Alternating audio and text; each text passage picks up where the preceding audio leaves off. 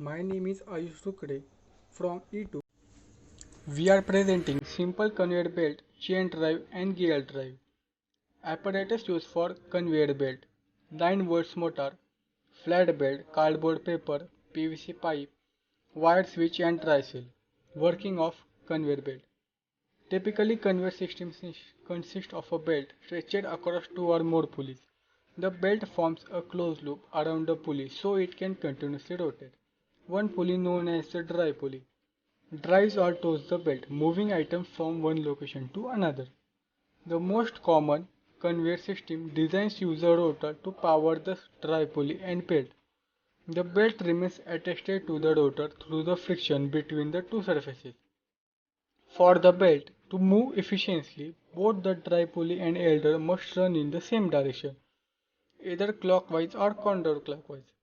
Why they are used? Conveyor system systematically carries transports material, typically in an industrial or controlled environment.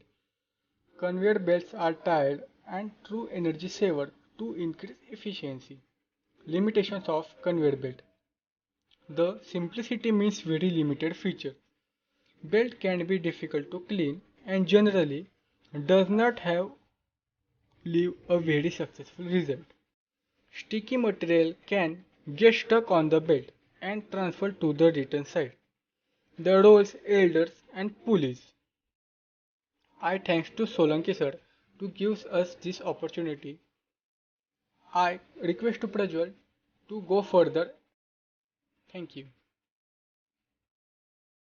Thank you. My name is Prajwal Shinde. I am going to introduce about chain drive. Chain drive is a way of transmitting mechanical power from one place to another. It is often used to convey power to the wheels of vehicle, particularly bicycle or motorcycle. It is also used in a wide variety of machines beside vehicles. Working of chain drive.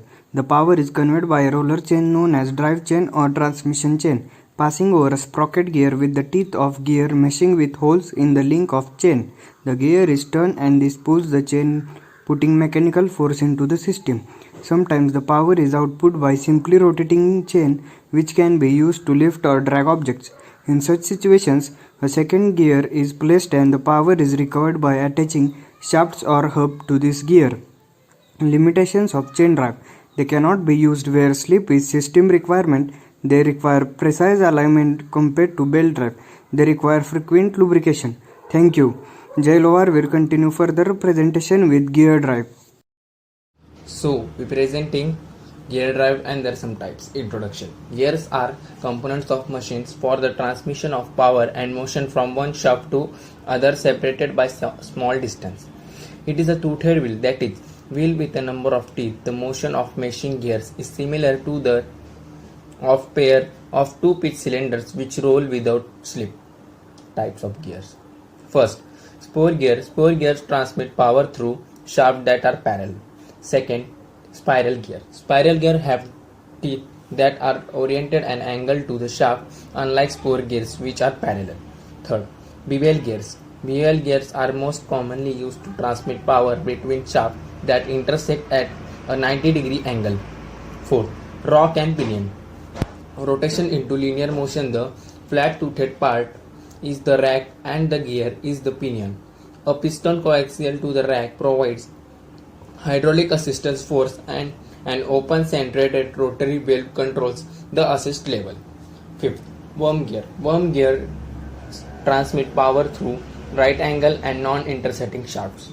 There are some limitations in gear drive. First, gear drives cannot be used for shaft with large center distance. Second, they are not ideal for large velocities. Third, these drives require regular lubrication and a more complicated process of applying it. Fourth, noise and vibrations are increased at a high speed. Conclusion. Hence, we learn that when the power is to be transmitted from one shaft to another, it can be transmitted by using belts, ropes, chains, and gear. Each method has its own advantage and applications.